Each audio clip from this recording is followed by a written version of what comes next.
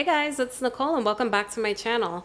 It is time to repot my Monnierara Millennium Magic Witchcraft orchid.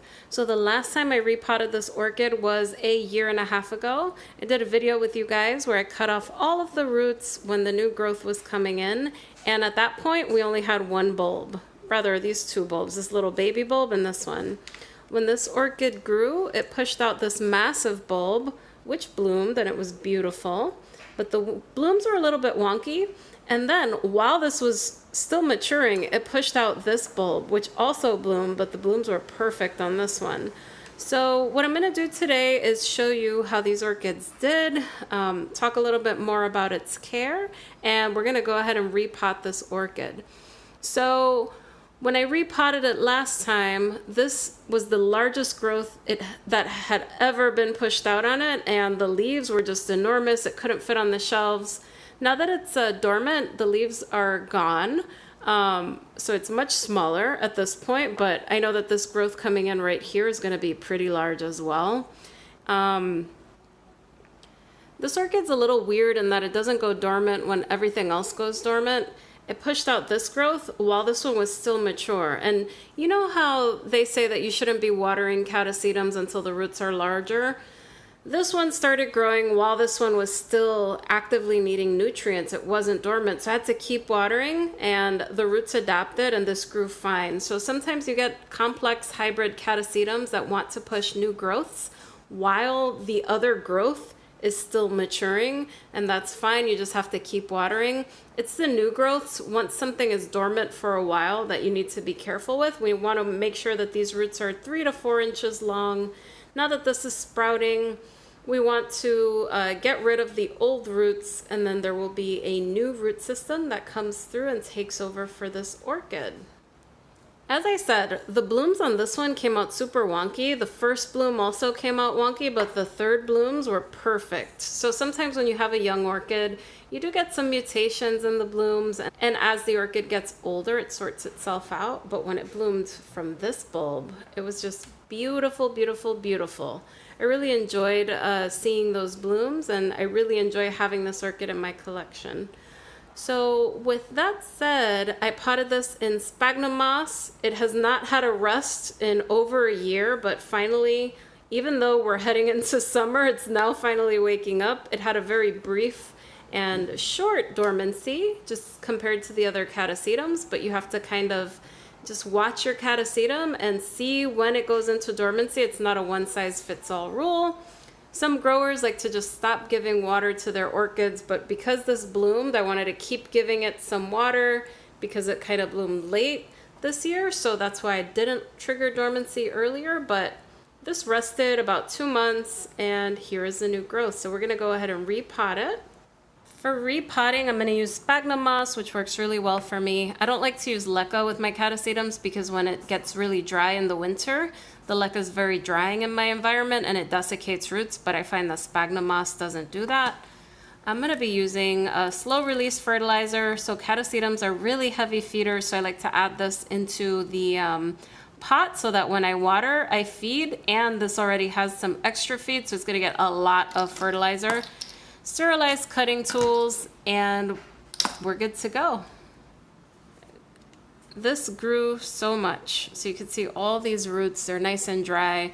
Some growers keep the roots, and that's fine, but in this case, this is such a vigorous orchid that we can cut all of them off, and then we'll wait for the new roots on this new growth, and it'll take over for the orchid. So these roots, when I first repotted it, I cut off all of the old roots, and these roots came from these two bulbs. So it will regenerate itself and push out a whole new root system.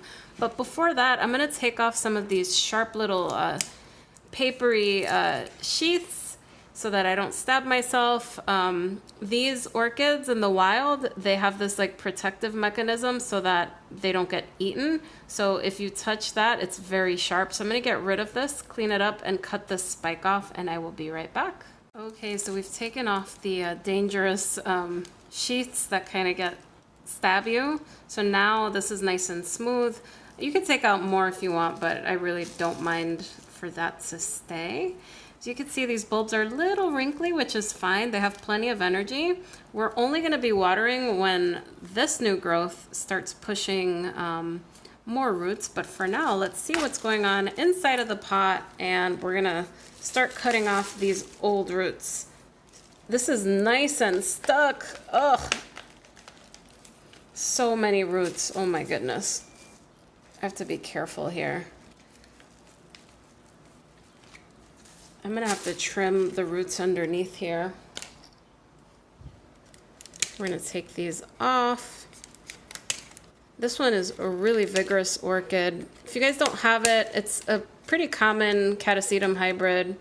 I got this from Carmela Orchids about 2 years ago, and it came in one of their mystery boxes. But it's really common. It looks unusual, but it's not rare. You could find it. And if you're new to Catasetums, this is a good one because it's pretty vigorous. It's big. It's not like a finicky type. So I highly recommend it if you want something a little bit more unusual and you're still new to Catasetums. So this is the old root system here. Some growers will keep this, but eventually this orchid will dump its old roots. So what I'm going to do is I'm going to cut all of this off, and I want to be really careful with any new roots on this. And we'll start getting this repotted. I cannot believe how many roots this has. It's pretty crazy to me. It swallowed all of the moss. It looks like noodles. So this is a very, very vigorous one. This is one of my heaviest feeding orchids, just given how quickly it grows. It can mature one of those bulbs in like 2-3 months. So it grows fast, needs lots of fertilizer, lots of food. I give it MSU fertilizer.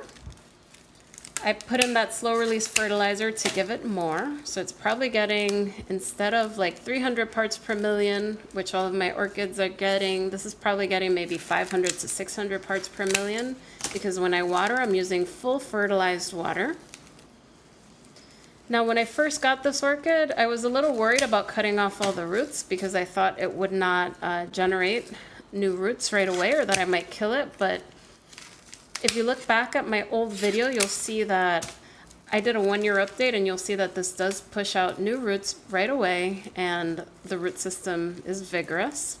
The only time that I'd say that this kind of orchid, you won't want to cut the roots is with like a seedling Catasetum orchid, and more specifically with like a Cycnoches orchid, because those tend to be a little bit more sensitive, less forgiving, and then in that case, you want to leave the roots on, and then you can up pot it with just adding sphagnum moss around it. But with something so vigorous such as this one, it's fine. You'll see that this bulb is pretty big to begin with, but if you have a bulb that's tiny, then maybe you can up pot it just to be safe. But anything big and vigorous like this is a common one. The Cycnoches Wine Delight is another common one. You could just get away with cutting off all of the roots. So don't be afraid to do this. And we're gonna fast forward here as I finish cleaning this up.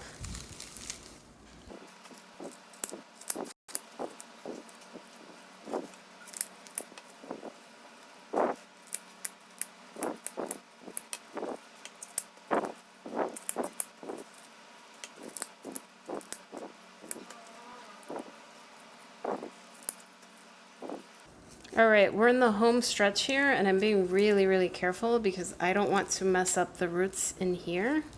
You can see there's like little roots. I broke a few last time. They're about 1 inch long. I think I broke one actually. You can kind of see it there, but should push out some more. So I'm gonna be really careful around that area. I may just leave a little bit just so I don't ruin those existing roots that are growing in, but I will cut around. But yeah, you can see those new roots popping in right there. And that's going to be what's responsible for the whole new root system.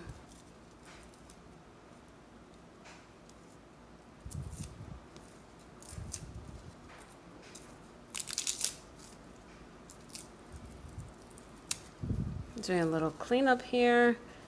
Yeah, I think I might leave the rest of that. And I think if you want to divide this, you could just pull these apart. If you pull them apart, you want to wait for a new growth to emerge before giving it water. It should emerge because then you're going to be, the bulb will be on its own and it's going to be dormant. And in order to continue living, it's going to need a new growth.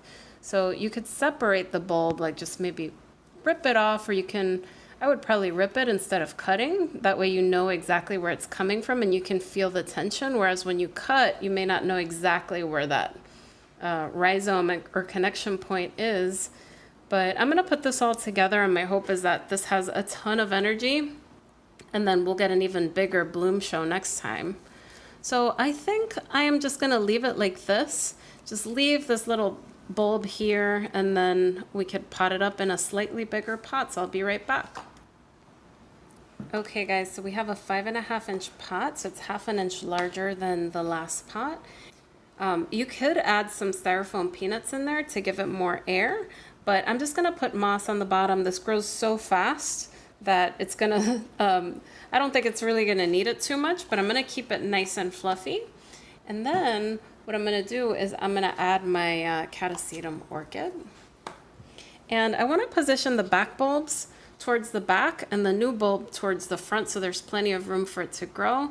And we know that this could sprout some new growths as well. So this was the second bulb that came out last year, and this was the third bulb. So I'd imagine it would come out next to here.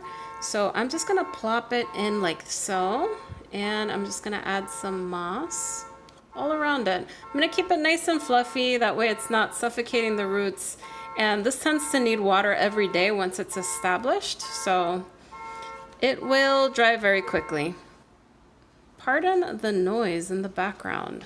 A car is car alarm just honking.